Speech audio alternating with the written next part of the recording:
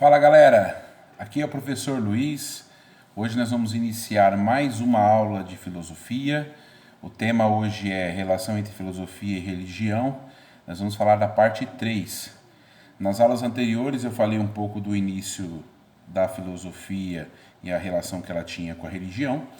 E agora eu vou focar um pouco no período patrístico, aonde nós vamos falar um pouco do pensamento do Santo Agostinho. Vamos falar um pouco do que Agostinho propõe da relação entre Deus e o mal. Vamos falar um pouco da teoria do Platão, de como ele faz as ligações, né? E também vamos falar um pouco do combate ao maniqueísmo e a ideia de trindade, ok? O que é importante a gente saber, né? Eu vou fazer uma retomada do pensamento do Platão para vocês entenderem a profundidade do pensamento do Agostinho. O Platão, ele tem uma teoria chamada de teoria da reminiscência, onde ele propõe como funciona a realidade, né? A nossa realidade, e como que a nossa alma faz para ela se organizar dentro dessa realidade que a gente vive, né? Para isso, então, Platão aponta o seguinte, que o mundo que vivemos, ele é dividido em duas realidades paralelas. Uma ele chama de inteligível, que é a realidade onde todas as coisas são perfeitas, né? Que ele chama de mundo das ideias. Essa realidade ela é composta ela é regida pela ideia de bem e é também transcrita pela ideia de luz. E nesse mundo inteligível, todas as coisas que existem lá elas são perfeitas. Árvore, cachorro, todas as coisas. E lá é o mundo no qual todas as coisas existem, né? Nesse mundo tem um ser, que é um deus chamado Demiurgo, e ele tem um papel de, além de vivenciar esse mundo das ideias, ele faz um mundo paralelo que é chamado de mundo sensível, ou mundo das cópias, né? Esse mundo sensível seria um mundo no qual nós vivemos, né, que é paralelo ao mundo inteligível. Lá as coisas são perfeitas, aqui as coisas são imperfeitas, são corruptíveis, porque elas sofrem mudança material o tempo todo. E todas as coisas que estão aqui, elas são cópias perfeitas desse mundo inteligível, feitas pelo Demiurgo. A única coisa que participa desse mundo inteligível, desse mundo sensível aqui, é a alma. Então, segundo Platão, as almas elas já existem no mundo sensível e ele vai usar lá na obra do Teeteto o mito da parelha alada para explicar como que funciona uma alma. Segundo Platão, existem dois cavalos que regem, né, essa carroça com asas aí, né? O primeiro cavalo ele tende para o bem e o segundo para o mal. E deve sempre existir um equilíbrio onde o bem prevalece para que essa alma continue participando do mundo inteligível. Ocorre que por algum distúrbio que existe dentro da própria alma, ela se desprende desse mundo inteligível, ela passa pelo rio do esquecimento, que é o rio que limita o mundo sensível e inteligível, que é o rio Aqueronte, e aí, então, ela se aprisiona num corpo aqui. E aí a alma, então, ela tem um processo de reconhecimento dessas coisas que ela vivenciou em determinado momento das coisas, né? Ao vivenciar as cópias, ela começa a reconhecer o que seriam as coisas perfeitas na sua natureza. Essa é a reminiscência. Esse processo de reconhecimento ele é um pouco doloroso. Segundo Platão, ele é um processo onde tem uma certa evolução a alma. E aí ele vai usar o mito da caverna, né, para exemplificar como é o processo dessa alma que sai desse mundo inteligível das cópias, que é, né, exemplificado no sujeito que é preso dentro da caverna, que ele faz todo o processo dolorido para sair da caverna, e aí quando ele sai da caverna ele vivencia a luz, né, do dia, e ele então consegue contemplar o mundo inteligível. Naturalmente esse filósofo, segundo Platão seria um filósofo, ele ao estar pronto racionalmente para compreender a veracidade do mundo inteligível, né, ele acaba morrendo, né? E ele exemplifica isso no mito porque geralmente as pessoas que saem da caverna elas têm a tendência de voltar para a caverna e avisar as outras pessoas desse processo, eles acabam morrendo, né? Esse processo, para explicar um pouco a teoria do Platão, ele foi adaptado pelo pensamento cristão do Santo Agostinho, que é um dos principais pensadores do período patrístico, como nós vimos na aula anterior, né? Que é o período onde estão surgindo os primeiros padres da igreja, que vão tentar justificar racionalmente o pensamento cristão.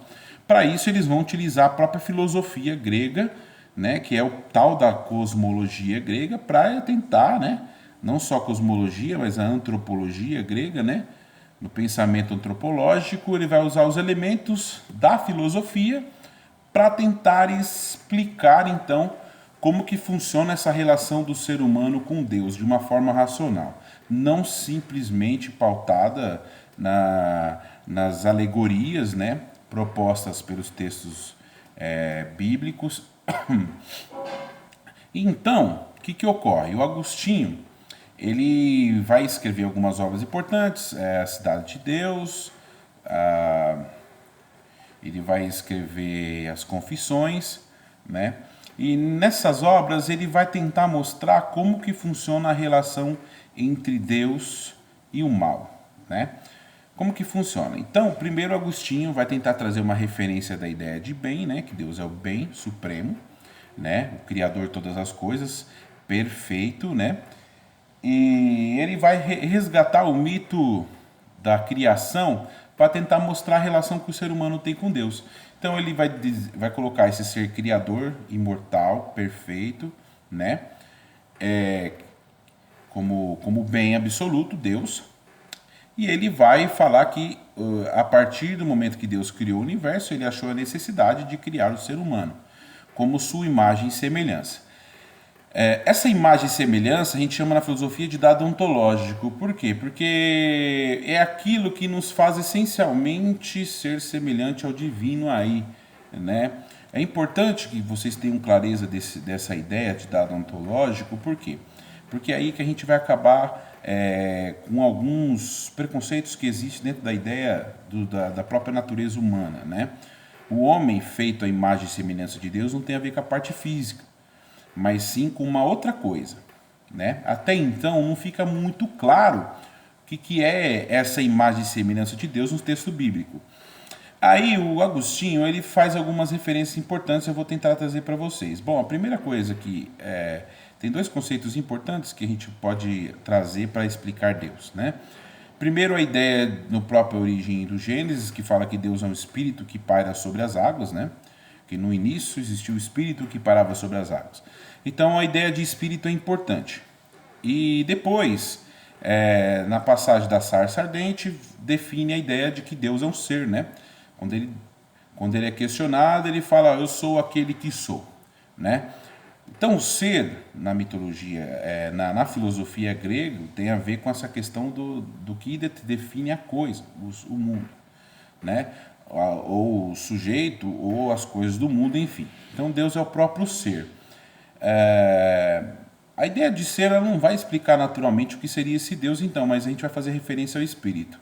E lá na própria Bíblia, no texto de João aponta a ideia, no grego, claro, né? Não na tradução literal em português, como a gente tem, ele vai apontar em grego que o espírito é logos. Logos é definido como razão. Então, olha que interessante, a gente pode fazer a seguinte paralelo aí, que assim como Platão aponta que lá no mundo das ideias é algo inteligível, perfeito, é o bem que rege, para o Agostinho, Deus seria esse bem perfeito, né? E ele seria uma espécie de razão pura. E aí a gente consegue mostrar como que o ser humano é esse ser semelhante a Deus através da própria razão. Porque a racionalidade é o que nos define diferente dos outros seres que são criação de Deus. Então nós somos semelhantes a Deus porque nós somos dotados de razão. Só que Deus não deu só a razão para nós, ele deu também o livre-arbítrio. A importância do livre-arbítrio ela digamos assim, um ponto essencial para falar da relação do ser humano com Deus. Porque o livre-arbítrio serve para explicar que o homem pode escolher o caminho de Deus ou não. E essa é a importância. Se você tem só um ser bom que rege todo o universo e você não tem uma referência de mal, você não tem por que ter livre-arbítrio, porque você sempre vai escolher o mesmo caminho. Então é importante a ideia que é trazida em Isaías, né, do personagem do Lúcifer. Lúcifer seria uma criação de Deus, né, um anjo, no qual ele seria o anjo mais belo, né, a ideia de beleza aí associada ao conhecimento, né, ao anjo mais sábio, e ele foi criado por Deus. Então, e ele provocou no ser humano o pecado, né? Como a gente já viu na alegoria lá da história da criação, Deus colocou no centro do jardim do Éden uma árvore da sabedoria. Não sabemos que fruto que era, tá? Muita gente fala que é maçã, mas não é definido isso.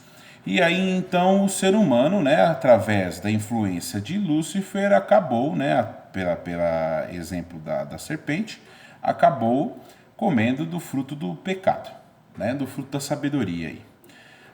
E é bem claro lá no texto que o pecado que é descrito, ele está associado à ideia de que o homem pode se transformar em um Deus. O pecado original é bem diferente do que as pessoas costumeiramente colocam, que é fazer sexo, enfim, não tem a ver com isso, mas tem a ver com a questão do ser humano fugir da natureza dele como criatura e tentar se tornar criador, né? É importante a gente pensar na mitologia do Lúcifer, por quê? Porque conta-se, de forma um pouco distorcida, a ideia de que o Lúcifer foi expulso do paraíso por Deus, enfim, não é bem essa história. Os cristãos acreditam, principalmente os primeiros séculos, que Lúcifer achava, pela sua beleza e bondade, ele era, digamos assim, o ser mais próximo de Deus. E ele achava-se que, por ele ser o mais próximo de Deus e conhecer melhor Deus, tudo que ele fazia o tornaria um ser mais próximo de Deus. Então, por isso que o pessoal fala, né, que a inveja, não é bem inveja essa ideia, né, mas o sujeito, então, que tentou fazer o que achou necessário para se transformar ou para se aproximar de Deus e acabou, para sua própria ignorância, no sentido de achar que tem conhecimento excessivo, ele se distanciou de Deus, certo? Ao se distanciar de Deus por si mesmo, esse ser passou, né, então, filosoficamente falando, a ser um sujeito exemplo de mal, né? E aí a gente resolve o primeiro problema, né? Porque há uma pergunta filosófica que não queria calar, que era uma pergunta que Agostinho respondeu para combater o maniqueísmo, que era a seguinte: se Deus é bom, por que existe o mal, né? E aí o Agostinho tenta dizer o seguinte, que o mal não tem a ver com a essência da existência de algo, do ser, ou seja, ele não foi criado, mas sim é uma interpretação tortuosa do que seria a vontade de Deus, ou seja, um exemplo moral. Então uma faca, ela não é má na sua essência. Onde é que o mal está? O mal está quando uma pessoa utiliza a faca com o objetivo de furar ou acabar com alguém, né? Então, olha que interessante essa definição. Então, o mal não é essencial, né, nesse sentido. Então, o ser humano, quando ele se influencia pelo pecado, ele cai no problema da má interpretação errônea dos caminhos de Deus. Então ele começa a pecar. E aí o Agostinho traz duas referências em latim dessa ideia dessa moral, né? Ele traz a ideia de caritas, que é essa moral que é influenciada por Deus, assim, que vai fazer você ser uma pessoa melhor, né? Que transforma o ser humano num sujeito mais sagrado para ele aproximar do divino. E tem o cupíditas, que digamos assim, esse sujeito com uma moral mais distorcida, com a sua concupiscência elevada, que faz ele ser mais profano do que sagrado, né? Para exemplificar isso, a lógica do pensamento cristão traz Jesus Cristo como um exemplo moral da manifestação de Deus. Jesus não é Deus, mas ele se diz na história como filho para quê? Para mostrar, se existiu o Adão que pecou através do exemplo do Lúcifer, existe o homem Jesus, que ele é a moral correta para o ser humano seguir através de um conceito importantíssimo, que é o conceito do amor, que ele vai seguir o caminho de Deus, né? Então, ao fazer o mandamento principal, que é, além de amar a Deus sobre todas as coisas, mas amar ao próximo como a ti mesmo, a ideia é você promover no ser humano um pensamento no qual o ser humano vai tentar ver todo o universo como algo semelhante a si mesmo. E a partir disso ele vai cometer, né, a ação do respeito. Né? Essa ação vai gerar então essa moral caritas, que vai fazer esse sujeito que vai valorizar tanto o amor de Deus, que a gente chama em grego de ágape, né? E vai saber diferenciar esse amor de Deus, ágape, do eros, que é o amor, né, carnal aí, que vai fazer o ser humano cair no cupíditas, que seria então essa moral movida pela concupiscência do ser humano. Né? Então, olha que interessante, esses conceitos são importantes porque dentro da teoria do Platão aparecem esses conceitos. Né? O filósofo é o sujeito que tem um determinado amor pelo conhecimento. A palavra amor também faz muita referência. Então, onde eu queria mostrar para vocês, olha que interessante. Toda a lógica do pensamento cristão, ela tem uma profundidade que vai fazer o sujeito ter essa ligação mais profunda com o divino e, ao mesmo tempo, inspirado por uma filosofia neoplatônica, que é uma filosofia no qual você vai ensinar o cristianismo baseado no pensamento racional grego platônico. E assim, o Agostinho ele acaba combatendo o maniqueísmo, que tinha essa questão de tentar discutir Deus como dois princípios, um Deus com um princípio positivo e um princípio do mal, né, do bem e do mal, porque ao você definir que Deus, como ser bom, criou todo o universo e na sua lógica não existe o mal, e sim um mal promovido ou pautado por uma moral distorcida, é importante que esse Deus ainda, por misericórdia, faça com que esse mal seja dissipado na pessoa de Cristo, digamos assim. E aí, olha que interessante, as pessoas passam a vivenciar uma nova realidade que é descrita lá nos Atos dos Apóstolos, que é a questão aí do Pentecostes, né? Que é o estado no qual as pessoas vão encontrar o Espírito Santo. Né? Por isso eu trouxe a importância da gente trazer o conceito de trindade, né? Que era um problema que os cristãos do primeiro século iam resolver também, dos primeiros séculos. Né? Por quê? Você imagina você acreditar num Deus único, perfeito, belezinha, é compatível. Mas quando você fala de três, as pessoas passam a dar tchutchu, confundir. Então os cristãos passaram a dizer mais ou menos assim, a defender a seguinte ideia. É claro que eu estou trazendo isso tudo de uma forma mais simplória para vocês terem uma compreensão mais profunda, e ao mesmo tempo é superficial, porque a gente precisa de mais análise de textos e estudos. Mas a ideia de trindade, ela se resume na seguinte teoria, que Deus é um ser único, eterno, porém ele se manifesta para os seus credores, aqueles que acreditam nele, né, de três formas. Né? É um ser perfeito, único, que é criador de todas as coisas, que eles chamam de Pai, né? Na sua manifestação como ser superior de tudo. Nós temos a manifestação no Filho, que é a manifestação moral do que Deus espera dos seres humanos para que eles possam, digamos assim, sair da condição de pecado e encontrá-lo, né? Aprendendo a usar o seu livre-arbítrio. E a terceira manifestação seria o Espírito Santo, né?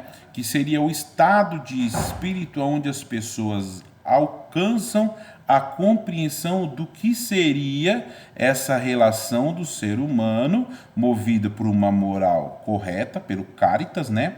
Que é esse amor de Deus que se transforma em todos os seres ali como seres sagrados, né? E aí Deus vai se manifestar nessa terceira forma, que é essas pessoas inspiradas pelo amor de Deus, que elas vão vivenciar o estado de graça, ou a paz, a felicidade, no próprio mundo sensível no qual elas vivem.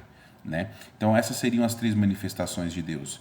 Uma como ser criador de todas as coisas, uma como moral, e uma teoricamente no sentido da ação inspirada por essa moral divina. Então, diferentemente um pouco dos gregos, que você tem que morrer para experimentar o divino, né? No sentido filosófico, você tem que tornar um filósofo, ter uma evolução intelectual para você desprender do seu corpo, né? Nessa visão mais órfica, se desprender do seu corpo para encontrar um ser divino, nós temos aqui um sujeito que pode experimentar os processos de conversão e fé, experimentar a moral e as boas-aventuranças pregadas pelo Cristo, para que ele possa experimentar isso na prática através das relações com os outros. E Deus se manifestará assim nele. E aí ele vai encontrar o Deus imanente que está em si, né? E esse processo de externalizar esse amor para encontrar esse ser imanente em si faz com que ele alcance a graça de viver no caminho de Deus. E possivelmente, quando ele se desprender do mundo sensível, né, ele vai conseguir alcançar a graça de viver no paraíso, né? Então, gente, é um pouco complexo, mas espero que vocês tenham gostado do vídeo. Dá um like aí, né? Ativa o sininho para vocês receberem novos vídeos. Eu agradeço aí e a gente se vê no futuro. Próximo encontro a gente vai falar um pouco do Tomás de Aquino, ok? Abraço, até mais.